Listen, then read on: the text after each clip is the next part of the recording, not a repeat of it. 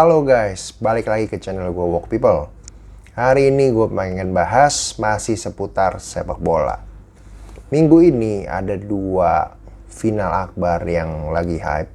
Apalagi kalau bukan, satu adalah final Euro, Inggris menjamu Italia di partai puncak.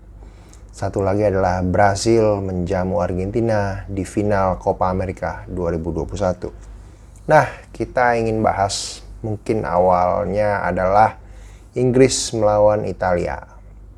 Inggris lolos ke final setelah mengalahkan Denmark di extra time 2-1. Italia lolos ke babak puncak setelah menang adu penalti dari Spanyol.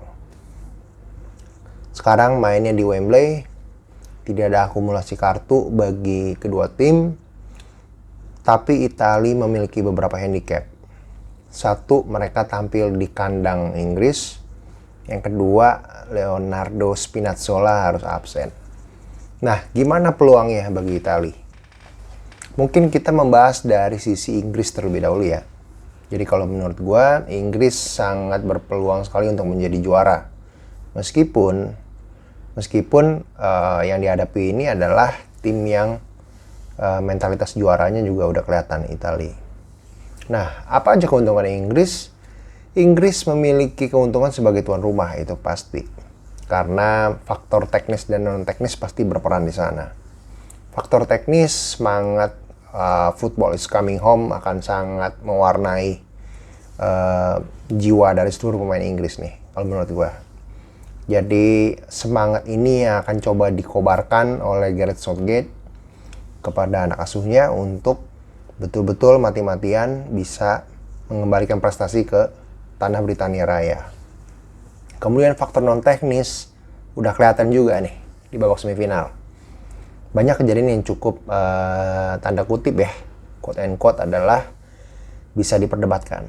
Pertama, bola ketika Raheem Sterling menggiring masuk ke kotak penalti Denmark, ada bola lain yang masuk di dalam lapangan. Teknisnya, itu adalah sebuah harusnya dihentikan ya. Itu aturannya. Tapi kenyataannya kita tahu setelah di-dribble masuk oleh Sterling, masuk ke sisi pertahanan kiri dari Denmark, kemudian ada diving yang sebetulnya juga bisa diperdebatkan sekali, dan kembali juga nih wasit nggak melakukan cek VAR. Nah, jadi faktor-faktor non teknis ini yang menurut gue bisa menjadi salah satu ganjelan bagi Italia untuk bisa memenangkan Euro kali ini. Nah, kita membahas dari sisi teknis dulu deh, dari tim. Gue rasa dengan 4-3-3-nya Inggris pasti akan bermain untuk menyerang. Jadi trio di lini tengah, Declan Rice, Calvin Phillips, dan juga mungkin Mason Mount atau Phil Foden ya. Ini akan mati-matian untuk bisa mengendalikan lini tengah. Untuk menopang 3 pemain di depan, Raheem Sterling, Harry Kane, dan mungkin di sisi kanan ada sedikit perubahan, Bukayo Saka digantikan oleh, kalau menurut gue mungkin akan Rashford ya, akan bisa dimainkan. Nah, sementara 4 back di belakang, Walker di kanan, Harry Maguire, Joe Stone, dan di kiri ada Luke Shaw. Di penjaga gawang ada Jordan Pickford. Jadi kalau secara hitung-hitungan, secara strategi, Inggris pasti akan menyerang. Karena kita tahu di partai-partai knockout sebelumnya, Inggris juga tetap tampil menyerang. Nah, apakah Italia semudah itu untuk dikalahkan? Gue rasa Italia juga sudah memperhitungkan hal yang tadi gue sebutin ya. Karena Roberto Mancini juga sudah memprediksi kan, bahkan Inggris yang akan masuk ke final karena dari 7 partai, 6 partai main di Wembley. Termasuk nanti akan di final ini juga main di Wembley. Nah, kemudian dari sisi teknis permainan, sekali lagi Italia menampilkan permainan yang cukup fleksibel, cukup adaptif untuk bisa melihat siapa lawannya. Jadi ketika menghadapi Spanyol kemarin, memang banyak orang bilang, kok ball positionnya dikendalikan oleh Spanyol. Memang gaya sepak bola Spanyol yang mengandalkan ball position, itu tidak bisa dibantahkan oleh Italia. Bahkan Roberto Mancini pun sebetulnya juga sudah bilang kan, bahwa memang untuk mengalahkan Spanyol, mereka juga nggak harus mengikuti ball position tactical game-nya, tapi mereka bagaimana bisa bermain lebih efektif, lebih efisien, dan itu dibuktikan sih. Hanya sayangnya memang Italia kecolongan ya oleh golnya Morata. Tapi so far Italia menampilkan skema permainan yang efektif. Dan satu nama yang bisa membuat perbedaan adalah Federico Chiesa. Sekali lagi, pemain muda ini begitu on fire di turnamen kali ini. Dia memiliki gocekan yang luar biasa dan penetrasi di kotak penalti lawan betul-betul merepotkan pertahanan lawan-lawan Italia.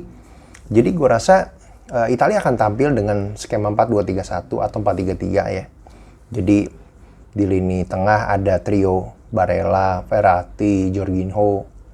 Kemudian di depan ada Insigne, ada Chiesa dan juga Immobile. Dan untuk di belakang Chiellini, Bonucci ditopang oleh Di Lorenzo dan Emerson Palmieri. Sementara di penjaga gawang ada Donnarumma. Jadi kalau menurut gue secara taktikal Italia sangat berpotensi untuk bisa merapatkan pertahanan Inggris. Jadi kita juga bisa lihat, sebetulnya Inggris juga bukan tanpa cacat ya, tanpa celah. Karena menurut gue back four-nya Inggris ini kadang memberikan ruang bagi pemain-pemain penyerangan lawan. Kita ingat waktu lawan Jerman berapa kali Thomas Muller punya peluang, Leon Goretzka punya peluang. Dan itu betul-betul akibat kelengahan dari pertahanan Inggris. Jadi ketika Italia akan tampil lebih ofensif, tentunya sangat bisa sekali untuk mengeksploitasi lini pertahanan Inggris. Jadi kecepatan Insigne, kecepatan Chiesa, ini akan bisa merobek sudut-sudut dari lebar lapangan Inggris. Dan potensi untuk bisa mencuri gol jelas makin tinggi. Karena Italia punya maestro di lini tengah, Jorginho, Barella, ini pemain-pemain yang bisa masuk dari second line merepotkan lini pertahanan Inggris. Nah, apa yang bisa dilakukan oleh Inggris? Inggris pasti akan menerapkan sepak bola yang lebih sabar untuk bisa membongkar pertahanan Italia. Jadi kalau untuk bicaranya bagaimana ball position yang ada di lapangan, gue tetap percaya Inggris akan mendominasi, tapi Italia juga tidak akan semudah itu untuk melepas pertandingan ini. Dan final score menurut gue adalah mungkin bisa 3-2 atau 2-1. Kalau ini 90 menit, rasanya gue mengunggulkan Italia. Italia akan memenangkan pertandingan entah 3-2, 2-1 atau 1-0. Intinya skor-skor tipis lah. Nah, itu menurut gue mengenai final. Sekarang kita mau bahas final Copa America. Brasil lawan Argentina. Kita mulai dari Brasil. Brasil di partai sebelumnya mengalahkan Peru 1-0. Pencetak golnya Lucas Paqueta. Formasi 4-2-3-1 dengan mengandalkan double pivot Fred Casemiro. Di depannya ada Neymar, Everton, dan Lucas Paqueta. Striker tunggal adalah Richarlison. Kemudian di lini pertahanan ada duet Thiago Silva dan Marquinhos. Di kiri ada Alexandro, di kanan ada Danilo. Untuk penjaga gawang ada Ederson Moraes. Nah, sementara Argentina dengan formasi 4-3-3 di lini tengah mengandalkan trio Rodrigo de Paul, Paredes, dan Lo Celso. Sementara di lini depan ada Messi, Lautaro Martinez, dan satu lagi kemungkinan kemarin adalah Nico Gonzalez sih kalau nggak salah. Tapi kemungkinan untuk final menurut gue pelatih Scaloni akan mengubah formasinya untuk menempatkan Papu Gomez. Meskipun ya kalau opini gue sebetulnya permainan Argentina akan lebih hidup kalau Angel Di Maria yang akan tampil. Nah di pertahanan ini duet Petzela dengan Otamendi akan ditopang oleh lini sisi kiri. Kemungkinan yang akan tampil adalah Marcos Acuna. Di kanan, nah ini akan jadi pertanyaan lagi nih. Karena Nahuel Molina kemarin main setengah babak diganti sama Gabriel Montiel ya kalau nggak salah. Dan di penjaga gawang ada Emiliano Martinez. Nah kalau kita melihat peluang kedua tim, gue merasa Brasil sedikit lebih diuntungkan lah. Karena otomatis sebagai tuan rumah dan juga secara kekompakan tim, gue melihat Brasil lebih baik ketimbang Argentina. Setidaknya hingga partai semifinal kemarin. Karena Argentina menampilkan permainan yang sedikit mungkin tidak stabil ya. Jadi kita lihat di awal pertandingan itu mereka sangat agresif. Serangan cepatnya bisa mencetak skor lebih dahulu ketika melawan Kolombia, yaitu kerjasamanya Messi yang bisa memberikan ke Martinez. Menurut gue itu berbanding terbalik dengan sisa menit yang ditampilkan oleh Argentina, apalagi ketika Kolombia berhasil mencetak gol waktu itu. Jadi skor penyama kedudukan, Diaz mencetak gol, Argentina baru perlahan mulai menaikkan lagi tempo.